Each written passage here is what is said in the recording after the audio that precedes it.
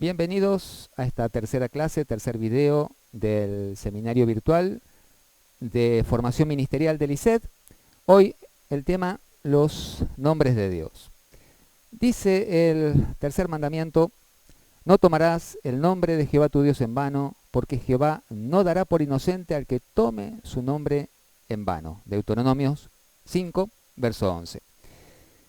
El nombre de Dios es santo. El nombre de Dios debe ser usado de manera reverente. No debemos usar el nombre de Dios ni ninguno de los nombres por medio de los cuales Él se ha dado a conocer, Él se ha autorrevelado a nosotros. No los podemos usar de manera profana, de manera supersticiosa, de manera común, darles un significado, un sentido, un uso común, ya sea en palabras, ya sea cuando escribimos, ya sea aún en pensamientos. Debemos pensar correctamente acerca de Dios y debemos usar correctamente todos sus nombres, porque a través de sus nombres Él da a conocer y se da a conocer a sí mismo quién es Él y cómo es Él. No debemos ser ignorantes. No debemos, muchas veces usamos el nombre de Dios y lo vemos a diario, lo vemos en la calle, lo vemos en la iglesia, que muchos hermanos, muchas hermanas usan el nombre de Dios o alguno de los nombres a través de los cuales Él se ha revelado para asociarlo a actividades humanas, para asociarlo a actividades seculares, a actividades comerciales, a actividades profesionales, que no tienen nada que ver con el correcto uso de los nombres de Dios. Podemos ver a veces algún nombre de Dios en la puerta de algún local comercial, y eso muchas veces tiene que ver con un uso supersticioso del nombre de Dios o de alguno de los nombres de Dios, porque la gente cree, o algunos creyentes llegan a creer, que su negocio o su labor va a ser bendecida o está bajo una cierta cobertura, protección, si usan uno de los nombres de Dios para poner su negocio, su labor bajo él. Esos son usos comunes, usos profanos, usos que no tienen nada que ver con el significado de los nombres de Dios. Y este mandamiento es muy específico: Dios no dará por inocente a aquel que tome su nombre en vano. Y este tomar el nombre del Señor en vano implica que no lo estamos usando de la manera como debemos usarlo, que no lo estamos entendiendo de la manera como debe ser entendido. Su nombre no debe ser profanado. A través de sus nombres, del nombre de Jehová y de los nombres que Dios, o por los cuales Él se ha autorrevelado, Dios nos está diciendo quién es Él y nos está diciendo cómo es Él. Su nombre es inseparable de Él. No podemos separar ninguno de los nombres con los cuales Dios se ha revelado a sí mismo de su persona, de quién y cómo es Él. Cada uno de nosotros tiene un nombre.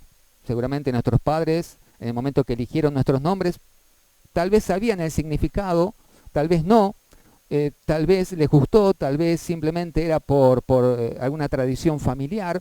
Y nosotros sí podemos ser separados de nuestros nombres, porque nuestros nombres, aunque nos identifican, no dicen quiénes somos ni cómo somos.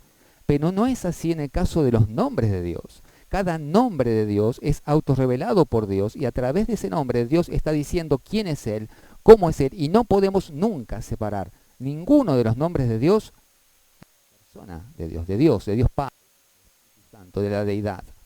Así que es muy importante tener también temor del uso de cualquiera de los nombres de Dios.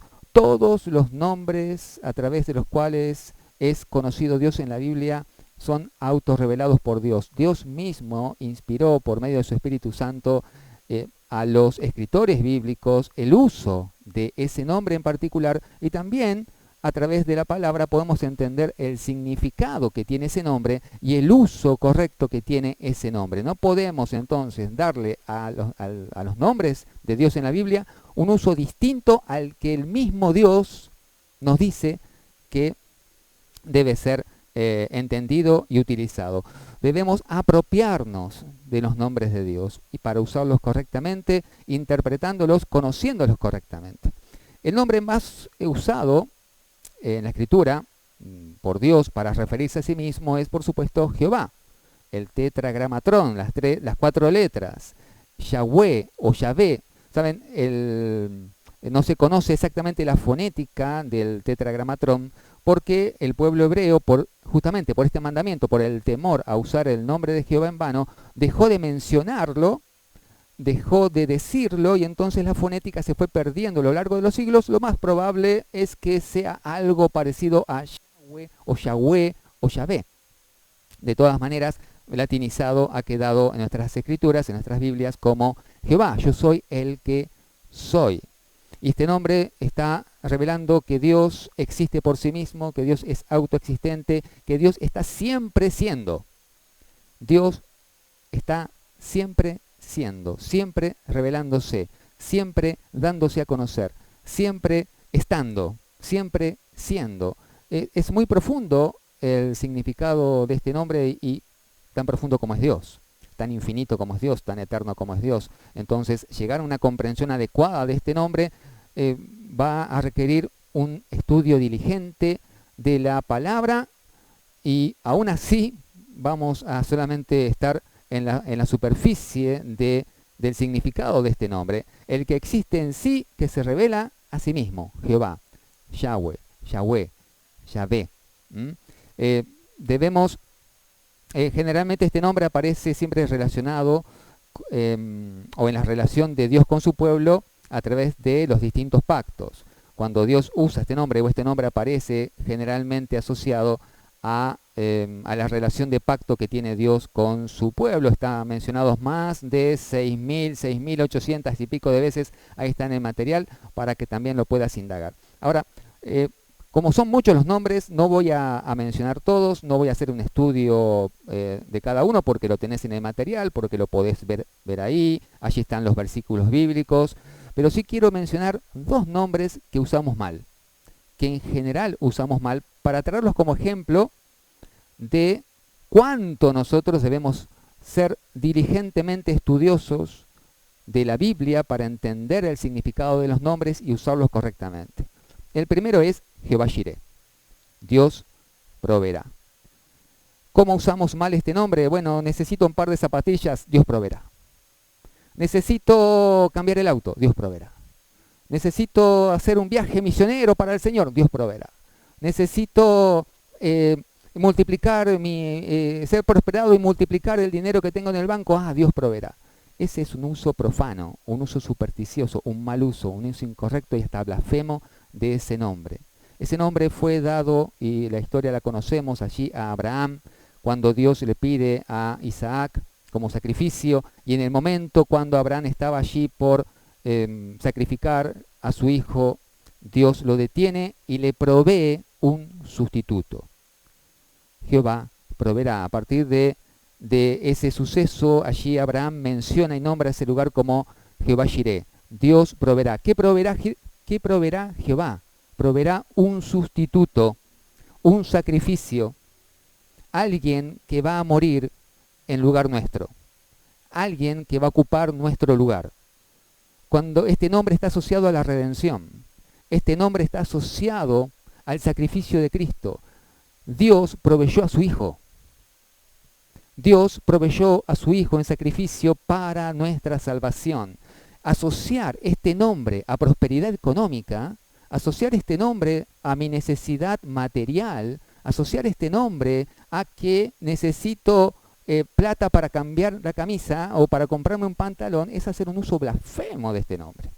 Debemos ser sumamente cuidadosos, debemos ser sumamente temerosos, debemos entender cada nombre, el significado y el uso de cada nombre. Están allí para nosotros. Dios se da a conocer a través de sus nombres, de los nombres que Él nos ha dado a conocer de sí mismo, y debemos nosotros ser sumamente temerosos de usarlos correctamente. Así que la próxima vez que necesites algo, decí: Jehová es mi pastor.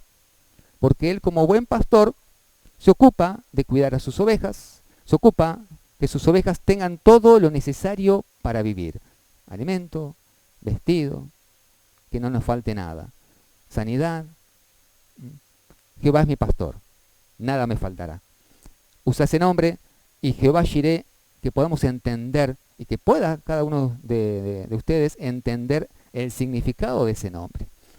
En el Nuevo Testamento El segundo nombre que quiero traer para brevemente hablar de él y que podamos también comprender que muchas veces lo usamos mal, es el nombre Señor. A Cristo se lo menciona Señor más veces que Salvador en el Nuevo Testamento. Si hay un nombre que se enfatiza de Jesucristo en la Sagrada Escritura, en el Nuevo Testamento, es la palabra griega Kyrios o Kurios, que significa Señor. No todo el que me dice Señor, Señor entrará al reino de los cielos, sino solo aquel que hace la voluntad de mi Padre, ¿no? Estamos acostumbrados a decir el Señor Jesucristo acá, el Señor Jesucristo allá, el Señor Jesucristo por el otro lado, y no estamos dándole el uso correcto a este nombre. Porque Kurios, en griego, era alguien que era el amo. Un amo, un dueño de esclavos, era el Kurios o el Kyrios. El Kyrios tenía poder, autoridad y dominio sobre todos sus siervos, sobre todos sus sirvientes, al punto que podía disponer como él quisiera de la vida de cada uno de ellos. Podía tomar la vida de un esclavo porque él era el Kyrios, el Kurios. Podía aún matarlo porque él tenía derecho sobre la vida de sus siervos, de sus esclavos. Y sus esclavos le debían a él total obediencia. Le tenían que ceder todos sus derechos al Kyrios. Alguien que reconocía a su Kyrios cedía todos los derechos a su señor, de manera que ya no poseía ninguno. Y su Kyrios se adueñaba de él, lo dominaba y ejercía total autoridad sobre él, al punto de que su siervo no podía negarle nada, sino solamente le debía total fidelidad y obediencia. Este es el uso correcto del nombre Señor. Jesucristo es el Señor. Jesucristo es el Kyrios a quien nosotros le hemos dado, reconocido, cedido todos los derechos sobre nuestra vida, de manera que Él puede hacer con nosotros lo que quiera. Y nosotros le debemos a Él total y absoluta sumisión, fidelidad y obediencia. La pregunta es, cuando llamás a Jesucristo Señor, ¿estás diciendo esto? Porque si no es así, estás usando incorrectamente el nombre Señor. Jesucristo es Señor, es el Kyrios. Él ejerce dominio y señorío sobre los vivos y sobre los muertos. Dice la Escritura que Él ejerce el señorío, la autoridad. Él es Señor de los vivos y de los muertos. Su señorío, su dominio es completo, total, no solamente sobre los creyentes, sobre los que están vivos y sobre los que están muertos. Él es el Señor de los soberanos de la tierra. Él está por encima de toda autoridad humana. Él es el Señor sobre la iglesia. Ningún hombre tiene derecho a señorearse de nadie dentro de la iglesia. Cuando una persona se haga llamar apóstol, se haga llamar profeta, se haga llamar, no sé, querubín, arcángel, no puede señorearse de nadie en la iglesia. No puede ejercer un señorío porque es inmoral. Está usurpando el lugar que solamente tiene Cristo. Hay un solo Señor, se llama Jesucristo. Un solo Señor tiene la iglesia, se llama Jesucristo. Cuando un hombre exige y demanda de los creyentes sumisión y obediencia a su persona, está ejerciendo un señorío que es inmoral y que es blasfemo. Así que cuidado también de no ser nosotros quienes nos pongamos en este lugar y estar demandando que los hermanos y las hermanas nos cedan sus derechos.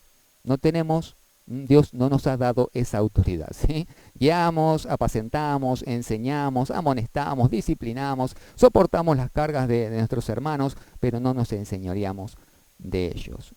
El Señor es Señor sobre todo lo creado. Jesucristo es el Señor sobre todo lo creado, aún sobre el reino de las tinieblas. Él señorea, Él tiene el dominio sobre Satanás.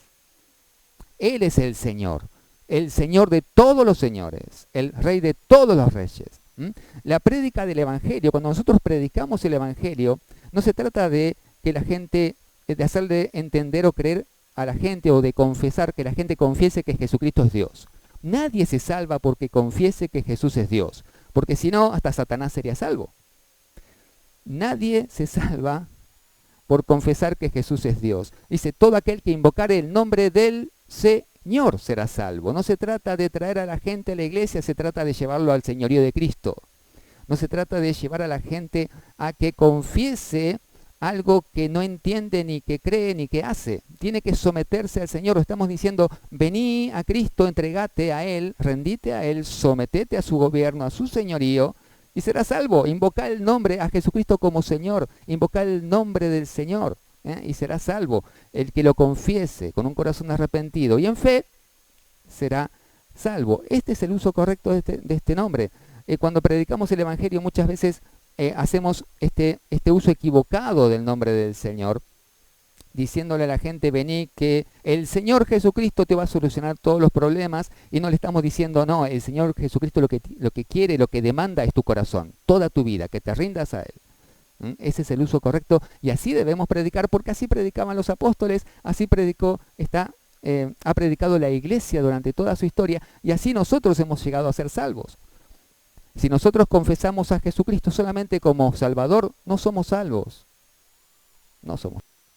Para ser salvo hay que rendirse a su señorío, también a su gobierno, a su dominio, para ser de Él, para Él, por medio de Él. ¿Sí? Así que la diferencia entre un hombre salvo y un hombre perdido es que el salvo está bajo el señorío de Cristo y el perdido está bajo el señorío del pecado, bajo el gobierno del pecado. Jesucristo nos arrancó de reino de las tinieblas. Estábamos sometidos bajo el poder del pecado, bajo el poder de Satanás, bajo el poder del mundo, bajo el poder de la muerte. Cristo venció a todos sus enemigos, nos arrancó del reino de las tinieblas, pero nos llevó a su reino para que seamos ahora sus siervos, sus esclavos. Aquellos que están rendidos completamente a Él y que le han cedido a Él todos sus derechos. Cada uno de nosotros debe reconocerlo de esta manera, y entonces la próxima vez que digamos Jesucristo es el Señor, que sea verdad, que sea cierto. Dios te bendiga. Nos vemos en el siguiente video, y estudia el material. Allí las dudas que tengas las podés ir consultando también, ir haciendo las preguntas que necesites, y que el Señor realmente te dé comprensión en todas las cosas. Nos vemos en la siguiente clase.